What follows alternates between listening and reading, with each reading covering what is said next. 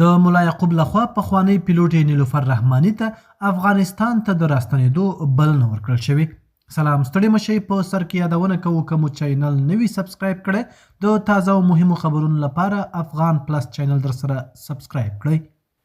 د پوځي او سیاسي سرچینو د معلوماتو له مخې په دې وروستیو کې داسې راپورونه خپاره شوي چې ګواکې د اسلامي امارات د دفاع سرپرست وزیر ملا محمد یعقوب مجاهد د افغانستان پخوانی پیژندل شوي هوایي ځواک پیلوټ نیلوفر رحماني ته هیواد ته د راستنېدو بلنه ورکړې ده.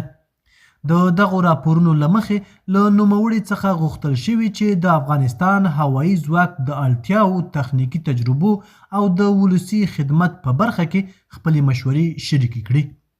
سرچینې وایي دا احتمالي بلنه د کوم رسمي پوځي مقام د اعلان معنا نه لري، بلکې موخه یې دا ده چې د هوایي ځواک د بیا فعالېدو، مسلکي کدرونو د کمښت او تخنیکي ظرفیت د پیاوړتیا په برخه کې د هغو افغانانو تجربې واوریدل شي چې مخکې په دې سکتور کې عملي رول درلود.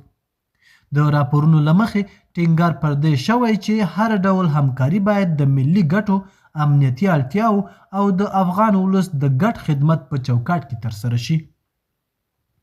پوځي شنونکي باور لري چې که دا ډول تماسونه رښتیا وي، نو دا به د هوایي ځواک د اړتیاو د جدي ارزونې او د مسلکي تجربو د ارزښت پیژندنې نښه وي.